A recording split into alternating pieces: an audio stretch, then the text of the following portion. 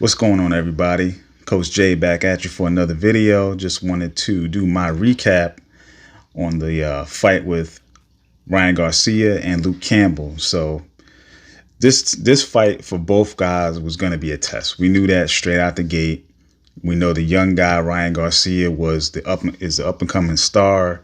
He's the social media maven. He has, all the promotional backing, going on in his corner, fighting on his home turf in the U.S. It was in Dallas. And then we got Luke Campbell, who is the veteran in this fight, two-time world challenger, Olympic gold medalist, has seemingly the experience advantage in this one. And so in both, he came up short in his two title tries. And so for him, it was going to be a test against an up-and-coming, projected superstar, and whether he could be the next, he could be the one to, stop that rise, and also get his opportunity to be the next, fighter to be talked about. So interesting. It was an interesting matchup. So the fight started out, with Ryan Garcia being the aggressor straight out the gate, and listen, it was a competitive matchup. Ryan Garcia really kind of proved over the course of the rounds that he wanted it more, it seems. And I think Luke Campbell was probably being a little bit more cautious. And maybe in the end, it kind of hurt him because he never put Ryan back on his heels. Ryan, seemingly had the speed, hand speed, clear advantage to Ryan Garcia. He had more pop in his punches. But Luke Campbell was able to knock him down and show that, fighting reckless and too aggressive can backfire, and that's what happened. But Ryan showed that he still had something in the tank.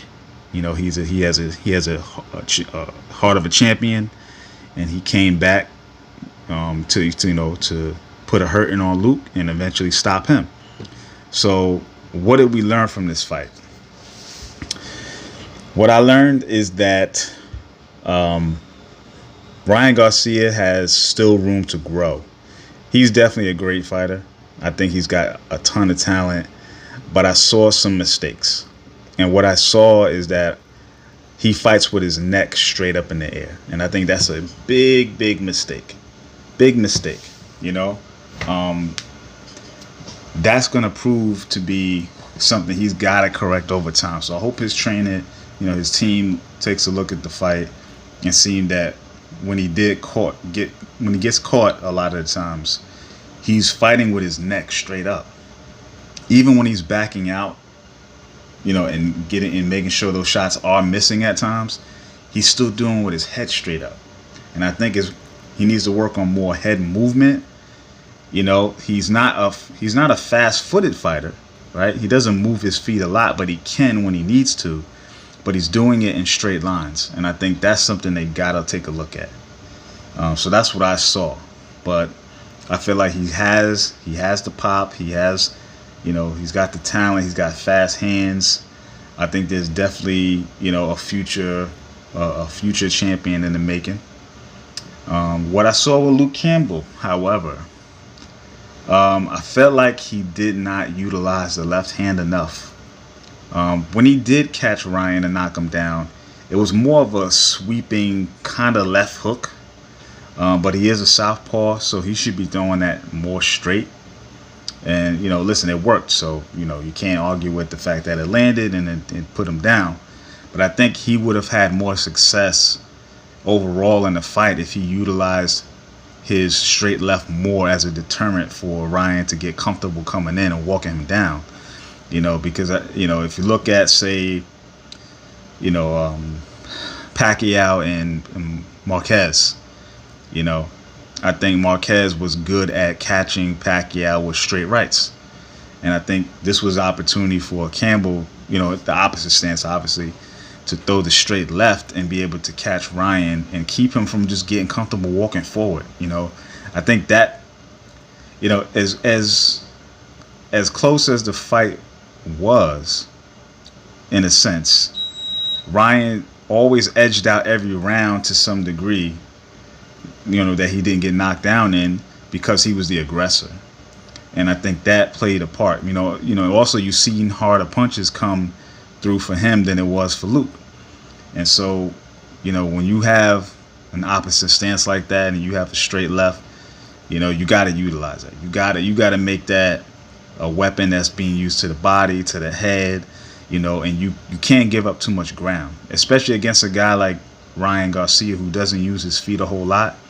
Don't give up ground by going backwards. Like, he started off the first round by walking backwards. And I think that's set the tone for the rest of the fight. You got to meet him in the middle. You got to, move your head. You got to change angles, but don't go straight back. You gave the first hand to Garcia, and he never let it up. And it, slowly proved to be the way that he won the fight. He was able just to get comfortable and just throw punches. And so overall, great fight. I think that Ryan Garcia passed the test. This was the test. He passed it. And so the question is, what's next? So we saw in the post fight that Tank Davis was on the table. He even mentioned Devin Haney. I think those got to be the 1 and 2 options at this point. Devin Haney fight, I'm not so excited about that right now. I think there's just, between the two of them, there's really no winner if they fight each other from the fans' point of view. I think a Tank Davis Garcia fight makes a lot of sense stylistically. It creates danger for both guys. Both of them will have hills to climb to beat each other.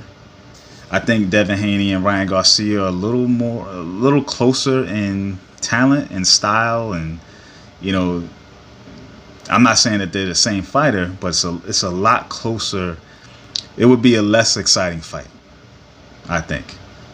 Tank Davis, comes with a certain amount of, danger involved, and I think that's the parity in boxing that we all want. We want to see what would happen against these two very polar opposite type of fighters, right?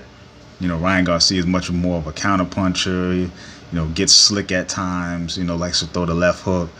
Tank Davis is a, more compact power puncher, aggressor, and you want to see, what each one of them can do against the other.